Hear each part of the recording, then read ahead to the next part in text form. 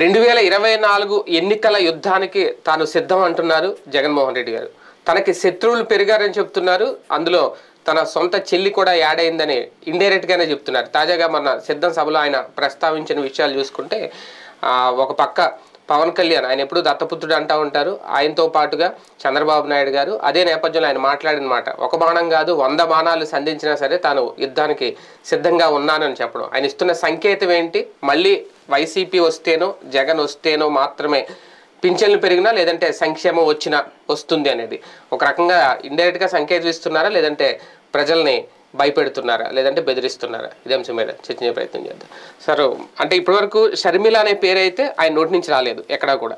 కాంగ్రెస్ లేదంటే మొన్న అనడం కూడా తన తండ్రిని ఛార్జ్ షీట్లో పెట్టిన పార్టీయే నా మీద ఉసుకొలుపుతుంది అనడం, అంటే ఇండైరెక్ట్గా కాంగ్రెస్ను లేదంటే షర్మిల గారిని అనడం. సింపతి పొందాలనుకుంటున్నారా ఆ మాటలు మాట్లాడి? నిజంగా ఆమెను మాట్లాడాలన్నా కౌంటర్ ఇవ్వాలన్నా మిగిలిన నాయకుల్లాగా డైరెక్ట్గానే మాట్లాడేయచ్చు, కానీ ఎక్కడో చిన్న లైన్ ఏమన్నా అడ్డొస్తుంది ఆయనకి? సింపతి గేమ్ ఇతనికి రాదా? చంద్రబాబు గారు కనుక అసెంబ్లీలో అవును వెనక నుంచి కాకినాడ ఎమ్మెల్యేను మైక్ దగ్గర అంబటి రాంబాబు ఇండైరెక్ట్ గానే అన్నదే. దానికి ఆయన ప్రెస్ కాన్ఫరెన్స్ పెట్టి దగ్గరలో సాధారణంగా బాబు గారికి అటు ఇటు నాయకులు కూర్చుంటారు, ప్లస్ ఆయన దగ్గరికి సెక్యూరిటీ అంతా ఉంటారు. ఎవ్వరూ దగ్గరలో లేకుండా ఆయన ప్రెస్ మీటు, ఆయన కంటతడి పెట్టడం, వెక్కి వెక్కి ఏడవటం, కనీసం అక్కడ ఉన్న రిపోర్టర్లు కూడా దగ్గరికి వెళ్ళకపోవడం. అంటే అదొక సెంటిమెంట్ని ఆయన ఆ రోజున రైట్ చేయాలనుకున్నారు. సాధారణంగా మనకి ఒక నొప్పి కలగగానే వెంటనే కంటతడి వస్తుంది, కానీ తర్వాత ప్రెస్ కాన్ఫరెన్స్ పెట్టి మామూలుగా మాట్లాడుతూ ఆ తర్వాత అకస్మాత్తుగా ఆ ఫీలింగ్ వచ్చి మళ్ళీ ఆగిపోదు. సాధారణంగా అంటే అది రియల్ ఎమోషన్కి క్యారీ ఫార్వర్డ్ ఎమోషన్కి ఉండే తేడా అది. అంటే బాధ గుర్తు చేసుకుని బాధపడ్డారేమో అట్లా కనుకోవాలి. ఒకసారి ఒక బాధ మనం గుర్తు చేసుకుని బాధపడచ్చు, బాధపడి ఆ తర్వాత కంటిన్యూటీలో రావాలి, అంతేగాని ప్రెస్ మీట్ పెట్టాక రాకూడదు. అందుకని అది కృతికంగా ఉంది కానీ తప్పించి ఒరిజినాలిటీ రాకపోయింది. అందుకని ఆశించిన ఎమోషన్ రాలేదు, అందుకని దాన్ని వదిలేశారు. ఇక తర్వాత మొదట్లో దానికోసం అయిపోయింది, తర్వాత మాట్లాడడం కూడా అప్పుడప్పుడు ఎక్కడో మాట్లాడుతున్నారు కానీ అది పక్క వెళ్ళిపోయింది, ఎందుకని పట్టించుకోవట్లేదు కాబట్టి. ఆ సింపతీస్కి అట్లాంటి వాటికి వర్కౌట్ కాదు, దానికే వర్కౌట్ కాదు, దీనికేం వర్కౌట్ అవుతుంది లేదు. ఇతని యాటిట్యూడ్ అంతా అటో ఇటో తేల్చుకునే తత్వం తప్పించి అట్లాంటి ఇది కుదరదు. ఎమోషన్ ఇప్పుడు మా నాన్నకు అన్యాయం చేశారు, నాకు అన్యాయం చేశారు అని అంటలేదు తన యాంగిల్ ఎట్లా ఉంటుంది. మా నాన్న తెలుగు కాంగ్రెస్ అధికారంలోకి తీసుకొచ్చారంటే ఇది ఒకటి ఏంటంటే టెంప్టేషన్ క్రియేట్ చేసే మెంటాలిటీ. ఆ రోజున మా నాన్న అధికారంలో తెచ్చాడు, కాంగ్రెస్ నాశనం చేశారు, ఇవాళ మళ్ళీ నేను అధికారం నుంచి దించాలనుకుంటున్నారు. ఈ టైప్ ఆఫ్ మెంటాలిటీ ఉంటుంది. అందరూ అస్త్రాలు సంధిస్తా ఉన్నారు, ఈ టైప్ లో చెప్పుకొస్తాడు. ఇతని యాంగిల్ కంటతడి పెట్టించేటటువంటి తరహా డైలాగులు ఇతనికి రాదు. ఒకవేళ చెప్దాం అనుకున్నా కూడా ఆందో జనానికి. అది కాంగ్రెస్ కి టార్గెట్ అయ్యాను అనుకుంటున్నారా జగన్మోహన్ రెడ్డి గారు? తన చెల్లెలకి టార్గెట్ అయ్యాను అనుకుంటున్నారా? అసలు అది వాళ్ళది ఎట్లాగంటే తను మాట్లాడితే హైలైట్ అవుతుంది అమ్మాయి. అవును, అందుకే పేరు ఎత్తట్లేదు కానీ ఇండైరెక్ట్ గా చెప్తున్నారు కదా. అయిపోయింది, మొదట వచ్చిన ఊపు పోలా. ఇప్పుడు బేసిక్ గా ఇప్పుడు వీళ్ళు ఏమంటారు, కాంగ్రెస్ పార్టీనే వాళ్ళ కుటుంబానికి లైఫ్ ఇచ్చింది, అయినా కూడా కాంగ్రెస్ పార్టీకి వ్యతిరేకంగా తన పార్టీ పెట్టుకున్నాడు అని కదా తెలుగుదేశం. ఇప్పుడు అలాగనైతే షర్మిలకైనా అంతే కదా, తన కుటుంబమే లైఫ్ ఇచ్చింది, ఇవాళైనా కూడా అన్నకు వ్యతిరేకిస్తుంది. కాబట్టి రాజకీయాల్లో ఏదైనా శాశ్వతమే, సహజమే. శాశ్వతం కాదు, ఏదైనా అశాశ్వతమే. కాబట్టి ఏదైనా సహజమే అన్నటువంటి రూట్లోనే చూస్తున్నారు. కానీ ఇవాళ షర్మిల వచ్చిన రోజు నుండే ఊపు, ఇప్పుడు లైక్ పురంధేశ్వర్ రాగానే ఇంకేముంది అయిపోయింది అన్నారు, ఇప్పుడు పురంధేశ్వర్ డౌన్ ప్లే అయిపోయింది, షర్మిల డౌన్ ప్లే అయిపోయింది, మొన్నటిదాకా పవన్ కళ్యాణ్ డౌన్ ప్లే. అంటే పబ్లిక్ లోకి ఒక ఎమోషన్ క్యారీ ఫార్వర్డ్ కావాలని నేను మొదటి నుంచి చెప్పుకొస్తున్నట్టుగా ఏయో అర్థం పర్థం లేని అంశాలు కాదు, వెరీ సింపుల్ లాజిక్. 2014 నుంచి 19 దాకా అద్భుత పాలన జరిగింది. రోజు పత్రికలు ఈనాడు జ్యోతి రాసుకొచ్చేది అదే కదా. అప్పుడు అద్భుతం జరిగింది, ఇప్పుడు అనర్థంగా జరుగుతుంది. దెన్ అది చెప్పుకుని వెళ్ళిపోవాలి జనంలోకి. ఇతను ఏమంటున్నాడు ఇప్పటికి కూడా, నిన్న కూడా నా వలన మంచి జరిగితేనే ఓటెయ్యి అంటున్నాడు. ఇప్పుడు లెక్క ప్రకారం నేను వేయకూడదు, ఎందుకంటే నాకు ఆయన వల్ల మంచి జరిగేది ఏముంది, మా ఇంటికి ఏ సంక్షేమ పథకం రాదు, మిడిల్ క్లాస్ నాకు రాదా, మిడిల్ క్లాస్ చాలా మందికి వస్తుంది, మనం ట్యాక్స్ కడుతున్నాం కాబట్టి మనకేం రాదు, నా ఇంటికి రాష్ట్ర ప్రభుత్వం తరపున ఒక్క సంక్షేమ కార్యక్రమం కూడా రాలేదు, కాబట్టి నేను కానీ మా ఇంట్లో వాళ్ళు కానీ ఇవ్వక్కర్లేదు. ఆయన ఎందుకంటున్నాడు మీ ఇంటికి నా వల్ల ఏమైనా మంచి జరుగుతా అన్నాడు, మా ఇంటికి ఏ మంచి జరగలేదు ఏమిటి ఇవ్వక్కర్లేదు, కానీ జరిగినటువంటి వాళ్ళనే అడుగుతున్నాడు ఆయన. అంటే మంచి జరగలేని చాలా తక్కువ ఉంటారని అవసరం లేదు, అదే పాయింట్ మీద ఉన్నాడు తప్పించి ఇది లేదు కదా బేసిక్ గా అయితే. అంటే కాంగ్రెస్ పార్టీని ఆయన దూషించాలని దూషిస్తున్నారు, ఎందుకంటే షర్మిల గారిని అందరూ అనే మాట ఇదే కదా, జగనన్న వదిలిన బాణం అంటే ఆమె, ఇంకెవరు లేదు, నా మీద ఎన్ని బాణాలు సంధించినా నేను యుద్ధానికి సిద్ధంగా ఉన్నాను అంటే అది షర్మిలను ఉద్దేశించి కదా. అంతే, తను ఆవిడ డైరెక్ట్ గానే అంటుంది, ఆవిడకి అధికారంలో ఉన్నగాడు కాబట్టి, అధికారంలో ఇంకోళ్ళు ఉంటే ఇంకోళ్ళైనా అది అనేదేమో, అప్పుడు అన్న అని కాకుండా చంద్రబాబు అన్ను లేకపోతే మొన్నటిదా కేసీఆర్ తిట్టినట్టు తిట్టేదేమో, ఇక్కడ అన్న అని తిడుతోంది కాబట్టి దానికి కౌంటర్ చెప్పాల్సిందే కదా. అయితే ఎక్కువగా కాంగ్రెస్ కి అంత ఎక్కువ ప్రయారిటీ ఇవ్వకదా, తన చెల్లి కాబట్టి ఆ మాత్రం ప్రయారిటీ ఇవ్వాల్సి వస్తుంది, లేకపోతే అసలు కాంగ్రెస్ గురించి పట్టించుకొని కూడా పట్టించుకోవాలి.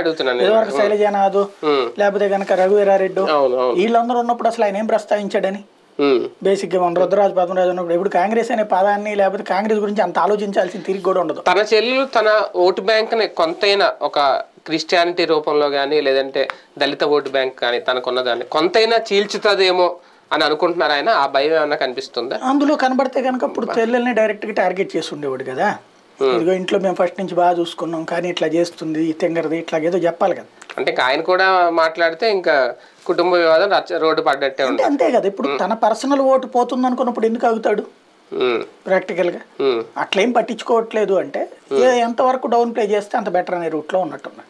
అంటే ఆవిడ గురించి ప్రస్తావించకపోవడమే బెటర్ అనేది. అంటే పవన్ కళ్యాణ్ ని లైట్ తీసుకుంటాడు తను, పవన్ కళ్యాణ్ ఏమని ప్రొజెక్ట్ చేస్తాడు దత్తపుత్రుడని, పవన్ కళ్యాణ్ అని పేరు వాడు, అట్లాగే ఈ అమ్మాయిది వాడట్లేదు. అంటే సమబుజ్జి గురించినే మాట్లాడతాడు, ఒక్క చంద్రబాబు గురించినే బాబు అని డైరెక్ట్ గా మాట్లాడతాడు, అవసరమైతే ముసలాయన అంటాడు. అంటే తన సమబుజ్జితోనే తను పోటీ పడతాను కానీ వీళ్ళెవరు అందరూ నాకు సమబుజ్జీలు కాదనే లెక్కను చూస్తాడు, అది ఇక్కడ పాయింట్. తనను టార్గెట్ చేసే శత్రువుల సంఖ్య పెరుగుతుందా రోజు రోజుకి, అందులోకి వాళ్ళ చెల్లెలు కూడా యాడ్ అయ్యారా, అదే ఆయన చెప్పాలనుకుంటున్నారా? అంతే, నిన్న మొన్న మాట్లాడింది చూస్తుంటే శత్రువుల సంఖ్య పెరగడం బేసిక్ గా అనవసరంగా మన చంద్రబాబు గారు అన్న రోజునే చెప్పారు, ఇది కౌరవుల్ని కొడతామంటే, కౌరవులు అంటే ఒకళ్ళు కాదు నాయన, కౌరవులు అంటే 100 మంది, 100 మంది పోగేసుకొస్తుంది చంద్రబాబు, ఒక్కడిగా నిలబడుతుంది అక్కడ జగన్మోహన్ రెడ్డి. ఇప్పుడు అభిమన్యుడిని చంపడానికి దుర్యోధనుడు, కర్ణుడు, దుశ్శాసనుడు, భీష్ముడు, ద్రోణుడు అందరు అక్కడే ఉండి చంపుతారు, అదే గుర్తు చేశాడు అందుకే ఇతను. అది అనవసరంగా చంద్రబాబు గారు పాప నిన్న పవన్ కళ్యాణ్ గారు ఏదంటే నా నవ్వు వచ్చింది, ఇదేం పురాణాలు కాదు కలియుగం ఇది, నేను జగను ఆయన పవన్ నేను పవన్ ఆయన జగన్ ఏంటంటే, ఆ ముక్క మాట్లాడింది ఫస్ట్ చంద్రబాబు, రాబోయే కురుక్షేత్రంలో పాండవుల విజయం ఖాయం మా విజయం ఖాయం అని. పాండవులు అంటే ఎక్కువ జనాభా ఉన్నవాళ్ళు కాదు, పాండవులు అంటే తక్కువ జనాభా ఉన్నవాళ్ళు. ఇక్కడ జట్టు కడుతున్నది చంద్రబాబు, సింగిల్ గా ఉన్నది జగన్మోహన్ రెడ్డి. ఇక్కడ తను అదే చెప్తున్నాడు, నేను సింగిల్ గానే ఉన్నాను, నన్ను దెబ్బతీయడానికి ఇంతమంది కలుస్తున్నారు ఇక్కడ. అందులో తన చెల్లిని కూడా కలిపేశాడు, కాంగ్రెస్ ని కూడా కలిపేశాడు, వీళ్ళంతా ఒకటే అన్నట్టు. అంటే ఏంటి ఎన్నికల టైంకి వీళ్ళందరూ కలిసి ఒక కూటమిగా ఏర్పడతారని అనుకుంటున్నాడు ఆయన. అదేం కాదు, అంతా ఒకటే అని చెప్పడం ద్వారా వాళ్ళకి ఎవరికి ఓటేసినా చంద్రబాబుకి వేసినట్టే. చంద్రబాబు అధికారంలోకి వస్తే మీకేం జరగదు, నేను ఉన్నప్పుడు ఇంత జరిగింది, తనుంటే ఏమీ జరగదని చెప్పడం. అంటే కాంగ్రెస్ తో పాటు టీడీపీ జనసేన కలుస్తాయా, ఆ మూడు కలుస్తాయనా ఈ ఉద్దేశం? కలుస్తాయి అని కాదు, వాళ్ళంతా ఒకటే, అందరూ చంద్రబాబు స్కెచ్ లో పార్టీ, చంద్రబాబే ఆయా పార్టీలో రాజకీయం కూడా నడుపుతున్నాడు. భారతీయ జనతా పార్టీలో పురంధేశ్వరి, కాంగ్రెస్ పార్టీలో షర్మిల, ఇట్లా వీళ్ళందరినీ ఆయా పార్టీలో పెట్టించి నడిపిస్తోంది చంద్రబాబే అనేటువంటి ఫీలింగ్ కల్పించడం తన ఉద్దేశం. సిద్ధం సభల ద్వారా ఆయన ఇస్తున్న సంకేతాలు ఒక సంక్షేమం గురించో లేదంటే సంక్షేమంలో పింఛన్ గురించి ఇవన్నీ కూడా, ఆయన వస్తేనే సంక్షేమం మళ్ళీ వస్తుంది అంటే వీళ్ళు చేస్తామంటున్నారు, అదేం జరగదు, నేను వస్తేనే నడుపుతాను, నేను వస్తేనే మీకు మళ్ళీ పథకాలు వస్తాయని చెప్పడం ఏంటది? ఒక సంకేతమా లేదంటే బెదిరింపా? బేసిక్గా అది సంక్షేమానికి సంబంధించినటువంటిది చర్చ సాగతీ. లేదంటే బ్లాక్ మెయిల్ రాజకీయమా? బ్లాక్ మెయిల్ అంటే ఎట్లా ఉండాలా, నువ్వు ఇది చేస్తే నేను ఇది చేస్తాను అనేది బ్లాక్ మెయిల్ అంటే నేను వస్తేనే నీకు రేపు పొద్దున్న డబ్బులు వస్తే, నేను వస్తేనే నువ్వు భోజనం చేస్తావంటే నేను నాకు ఓటు వేయకపోతే నీకు రాదనే కదా దాని అర్థం. ఇప్పుడు బేసిక్గా చంద్రబాబు ఏమంటున్నారు, నేను వస్తే నువ్వు అభివృద్ధి చెందుతావు అంటున్నారు, అది కూడా బ్లాక్ మెయిల్ అంటావా? నేను రాకపోతే నాశనం అయిపోతుంది అంటున్నారు, అది బెదిరింపు అంటావా? అనం కదా. రాజకీయంగా ఒక ఎజెండా చెప్తున్నాడు, నేను రావడం వల్ల మీకు ఇది వచ్చింది, చంద్రబాబు టైంలో ఇలాంటి మంచి జరిగిందా అని అడుగుతున్నాడు. జరిగితే ఆయనకే వేయండి అని చెప్తున్నాడు. నా వలన మంచి జరుగుతుందంటే నాకేయండి, నా వల్ల మీకు మంచి జరగదనుకుంటే వదిలేయండి అని కూడా చెప్తున్నాడు కదా. నా వల్ల మీకు మంచి జరగదనుకుంటే వదిలేయండి అనే చెప్తున్నాడు. అంటే మంచిలో ఎక్కువ తక్కువ శాతం చూడాలేమో. చంద్రబాబు గారు ఉన్నప్పుడు ఏ సంక్షేమం లేకుండా అయితే ఏం లేదు కదా, ఆయన కూడా ఎంతో కొంత ఇస్తానే ఉన్నారు. ఈయన కాబట్టి ఈయన ఎక్కువ ఇస్తున్నారు. ఇప్పుడు మాట నిలబెట్టుకోవడం అనేటువంటిది ఇక్కడ పాయింట్ తను అనేది. ఇక్కడ చంద్రబాబు నాయుడు చెప్పినటువంటి వాటిలో చేసింది 600 హామీల్లో మహిళలకు ఇంటర్మీడియట్ దాకా బస్సు ఫ్రీ ఇచ్చారా? లేదు కదా. 20,000 రూపాయలు పిల్లలు పుట్టగానే డిపాజిట్ చేశారా? లేదు కదా.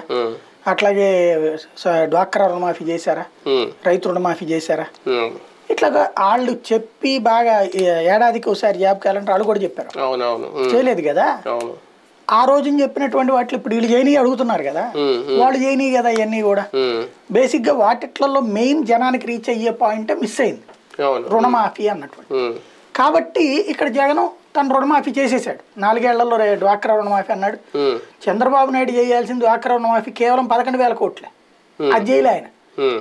ఇతను 28,000 కోట్లు చేసేసాడు. డ్వాక్రాకి ఎంతమందికి రుణమాఫీ? 1 కోటి మందికి. 1 కోటి మందికి రుణమాఫీ చేసినప్పుడు వాళ్ళని అడుగుతున్నాడు, మీకు అప్పుడు జరిగిందా ఇప్పుడు జరిగిందో చూసుకోండి అనేసి. అతను ఏం చెయ్యడు అనేది పాయింట్ని జనంలోకి ఎస్టాబ్లిష్ చేయటం. నేనైతేనే చేశాను, అతను మాట తప్పుతాడు అని చెప్పడం అతని ఉద్దేశం. సంక్షేమం విషయంలో ఇద్దరు ఎన్ని చెప్పినా వాళ్ళు చేశారనుకున్నా మేము ఇంకా మెరుగైన సంక్షేమం అందిస్తామని చెప్పున్నా. ఉద్యోగులు నిరుద్యోగుల విషయంలో రేపొద్దున ఇద్దరు సమాధానం చెప్పాల్సి వస్తుందా? ఉద్యోగులు నిరుద్యోగులు ఇద్దరినే నమ్మలేని పరిస్థితి ఏమన్నా ఉందా? బేసిక్గా ఉద్యోగులది మనం చాలా ఎక్కువ ఎస్టాబ్లిష్ చేస్తుంటాం. వాళ్ళు ఎప్పుడు యాంటీ గవర్నమెంటే ఉంటారు, ఎవరున్నా సరే. బాబు ఉంటే యాంటీనే, జగన్ ఉన్నా యాంటీనే. కానీ 2019లో జగన్ గారికి యాంటీ ఏమలేదు, ఇటు సైడ్ రావడం వల్ల గవర్నమెంట్కి యాంటీనే కదా ఇటుకేసారు. గెలిచిన తర్వాత ఓకే, అధికారంలోకి వచ్చిన తర్వాత యాంటీ అయ్యారు. ఎవరుంటే వాళ్ళకి యాంటీ అంటున్నా.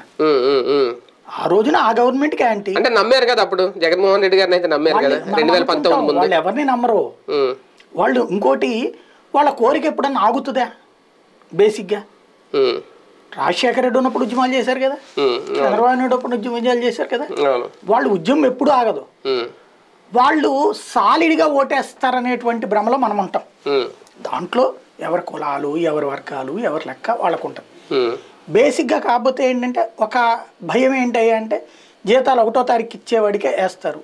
ఇది నిజమో కాదు రేపు ఎన్నికల్లో తెలిపోతుంది కదా. ఓవరాల్గా 4 లక్షలు 4.5 లక్షలు 4.5 లక్షలు ఇంటూ లెక్కేస్తున్నారు, 4 అని. అది చూపెడదాం అనుకుంటున్నారు వాళ్ళు. అది సాలిడ్గా చేస్తారా?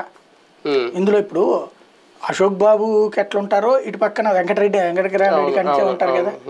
కాబట్టి అవన్నీ రేపు తేలుతుంది. ఇది ఒక జస్ట్ ఇది ఒక ఫ్యాక్టర్. దానివల్ల నష్టము జరగచ్చు, లాభం జరగచ్చు. ఎవరు ప్రభుత్వంలో ఉన్నా వాళ్ళు వ్యతిరేకం అనేది గుర్తుపెట్టుకోవాలి. ఇప్పుడు జగన్కి వ్యతిరేకమై తెలుగుదేశానికి డిఎస్సీ లాంటివి చూసుకుంటే అప్పుడు బాబు గారి హయాంలోనూ రాలేదు, ఇప్పుడు ఈయన హయాంలోనూ రాలేదు. అంటే నిరుద్యోగుల వ్యతిరేకత అనేది మీరు అన్నట్టు ఉద్యోగుల విషయంలో అన్నట్టు నిరుద్యోగుల విషయంలో కూడా ఏ ప్రభుత్వం వచ్చినా ఆ వ్యతిరేకతను పెంచుకుంటున్నారు. జాబ్ క్యాలెండర్ విషయం కానీ ఏదైనా సరే. దానికి సమాధానం చెప్పాలా? ఎన్నికల ముందు రొటీన్గా రొడ్డకొట్టులాగా మాట్లాడేసేసుకుంటారు, రాసేసుకుంటుంటారు, ఏది స్పీచ్లు ఇచ్చేస్తుంటారు. బేసిక్గా అందరికీ ఉద్యోగం ఎవరైనా చేయగలుగుతారా? అందరికి గవర్నమెంట్ ఉద్యోగం ఎవరైనా ఇవ్వగలుగుతారా? అందరికి ఎలా ఇస్తారు? నెంబర్ 1. రెండవది, ఎవరు ఎక్కువ ఉద్యోగాలు ఇచ్చారు? వీళ్ళు ఎక్కువ ఇచ్చారు కాబట్టి వీళ్ళు ఓటేస్తున్నారా? కాంగ్రెస్ హయాంలో ఇవ్వలేదు, ఇవ్వలేదు అసలు. వాళ్ళేమి వాళ్ళు కొన్ని పెట్టారు వాళ్ళ టైంలో, సరిపోని వాళ్ళదంతా గందరగోళంగా ఉంది. రాష్ట్ర విభజన టైంలో చేయలేకపోయారు. చంద్రబాబు నాయుడు వచ్చారు, 34,000 ఇచ్చాడు ఉద్యోగాలు. డిఎస్సీ చేయలేదు, అది చేయలేదు, కానీ టోటల్గా 34,000 ఉద్యోగాలు ఇచ్చాడు ఆయన. అమ్మ ఇంతవరకు ఎప్పుడు ఇవ్వండి 34,000 మందికి ఇచ్చాడులే అని మిగతా 70 లక్షల మంది ఓటేసేస్తారా? లేదా మిగతా 20 లక్షలే ఉంటారు నిరుద్యోగులు సాధారణ 20 లక్షలు ఓటేసేస్తారా 3,000 మందికి 34,000 మందికి ఉద్యోగాలు ఇచ్చారంటే దేవుడు రా బాబు అని చెప్పేసి మిగతా 19,70,000 మంది ఓట్లేస్తారా 1000 ఇప్పుడు ఉంది ఫర్ ఎగ్జాంపుల్ 2 లక్షల మందికి ఉద్యోగాలు ఇచ్చారు ఇదంతా నిరుద్యోగులంతా సాలిడ్ అయిపోయి 2 లక్షలు ఇచ్చారని జగన్ కోటేస్తారా 30,000తో పోల్చుకుంటే 2 లక్షలు కదా ఎక్కువే కదా లేదు ఇంకా ఖాళీలు భర్తీ చేయలేదు అని చెప్పేసి వ్యతిరేకిస్తారా ఇక్కడ ఏ ప్రతి నిరుద్యోగి ఇక్కడ నిరుద్యోగి అంటే పని పాట లేకుండా గాలికి తిరిగేవాడు ఎవడున్నాడు అట్లా తిరిగేవాడు అని సాలిడ్ ఓటు అంటాం కూడా దండగ చిన్నపాటి పని ఇవాళ అసలు ప్రతి ఆదివారం చూస్తే క్లాసిఫైడ్ యాడ్స్లో కుప్పలు దెప్పలు పడుతున్నాయి ఎంతో కొంత పని దొరకడం లేదు అనే మాట శుద్ధబద్ధం మనకి ఈ పని నచ్చకపోవచ్చు మనకు గవర్నమెంట్ ఉద్యోగమే కావాలన్నమాట గవర్నమెంట్ ఉద్యోగమే కావాలన్నప్పుడు దశాబ్దాలు వెయిట్ చేయాల్సిన వాళ్ళు ఉంటారు వెంటనే వచ్చేవాళ్ళు ఉంటారు ఇక అదొక ప్రాసెస్ ఇప్పుడు డిఎస్సి అనౌన్స్ చేశారు లేకపోతే మన కానిస్టేబుల్ది అనౌన్స్ చేశారు దాంతో అందరికి వచ్చేస్తాయి ఉద్యోగాలు ఫర్ ఎగ్జాంపుల్ ఒక డిఎస్సి ఇవాళ మన సచివాలయ ఉద్యోగాలకు ఎంతమంది రాశారు దగ్గరగా ఒక 3 లక్షలు 4 లక్షల మంది రాసినట్టున్నారు వచ్చింది ఉద్యోగాలు 10 లక్షల మంది రాశారు 10 లక్షల మంది రాస్తే వచ్చింది 2 లక్షల మంది మిగతా వాళ్ళందరూ అసంతృప్తి ఫీల్ అవుతారా ప్రస్తుతం అమలవుతున్న సంక్షేమాన్ని మళ్ళీ నేను వచ్చి పెంచుతానని చెప్తున్నారా జగన్మోహన్ రెడ్డి గారు చెప్పేది లేదంటే కొత్తగా సంక్షేమ పథకాలు తీసుకొచ్చే ఆలోచన ఏమన్నా ఉందా తర్వాత ఏమన్నా ప్రకటిస్తారు మేబీ రేపు అనంతపురం సభ ఏదో ఉన్నట్టు 11వ తారీఖు అప్పుడు అనౌన్స్ చేస్తారేమో అనుకుంటున్నా ఎందుకు అంటే వాస్తవంగా నిన్న అక్కడ సభలో ఒక పాయింట్ రైజ్ చేశారు పెన్షన్ పెరగాలంటే జగన్ రావాలని చెప్పండి అని అంటే పెంచుతాం అన్నటువంటి పాయింట్ ని అంకెంత అనేది చెప్పలా నేను అధికారంలోకి వస్తే 4,000 అని అట్ట చెప్పలా మేబీ ఎందుకు అనుకుంటే తెలుగుదేశం వాళ్ళు ఒకవేళ రేపు పొద్దున మేనిఫెస్టోలో పెట్టేస్తారేమని చెప్పుండకపోవచ్చు అందుకోసం ఆగుండొచ్చు అప్పుడు ఈ 4,000 చెప్తాడు 5,000 అంటే మళ్ళీ ఈయన అప్పుడు మార్చుకోవడం బాగోదు కదా అనేసి ఇంకోటి ఈయన అధికారంలో ఉన్నాడు ఇప్పుడు అనౌన్స్ చేస్తే రేపటి నెలలోనే ఇచ్చేయాలి అవునా అంతే కదా ఇది 2024 మేనిఫెస్టోలో పెట్టే కదా అదే దానికి అట్లాకంటే ఇప్పుడే ఇచ్చేసేయాల్సి వస్తుందేమో కదా బేసిక్ గా అధికారంలోనే ఉన్నప్పుడు వచ్చాక ఇవ్వడం ఏందా అంటారు రేపు పొద్దున ప్రతిపక్షం ఇప్పుడే ఇచ్చేయంటారు ఆ భారం భరించాలి బేసిక్ గా అందుకోసం ఇది 24లో మళ్ళీ నేను అధికారంలోకి వస్తే 4,000 ఇస్తాను ఎందుకంటే మొన్న తెలంగాణలో 4,000 కదా వాళ్ళు చెప్పారు అది ఇక్కడ ఏమన్నా అనౌన్స్ చేస్తారేమో అట్లాగే రైతులకు సంబంధించి ఏమన్నా ఇంకొక 5,000 ఏమన్నా పెంచుతారేమో చూడాలి సంక్షేమం మీద అయితే ఇంకా ఆయన పెంచే ఉద్దేశం అయితే ఉంది అది 11 అనౌన్స్ చేస్తారా లేకపోతే తర్వాత ఏదో ఒంగోలులో ఇంకో సభ ఉందట ఆ చివరి సభ అనుకుంటది అప్పుడు ఏమన్నా అనౌన్స్ చేస్తారో చూడాలి ఒక రకంగా 14వ తారీఖు వీళ్ళది ఇది ఉంది కదా మేనిఫెస్టో రిలీజు జనసేన తెలుగుదేశం అది చూశాక వీళ్ళు ఇస్తారా చూడాలి అంటే ఇంకా ఫిబ్రవరి నెలాఖరుని క్లారిటీ వస్తుందేమో రైట్ చూద్దాం సిద్ధం సభలతో జగన్మోహన్ రెడ్డి గారు రాజకీయంగా కొన్ని సంకేతాలు ఇస్తున్నారు నెక్స్ట్ మళ్ళీ అధికారంలోకి రావడానికి ప్రజలకు కొన్ని హామీలు కూడా ఇచ్చే ప్రయత్నం చేస్తున్నారు పూర్తి మేనిఫెస్టో వస్తే గానీ ప్రజల నమ్మకం ఎటు ఉంటుంది అనేది చెప్పలేం చూద్దాం జరుగుతుంది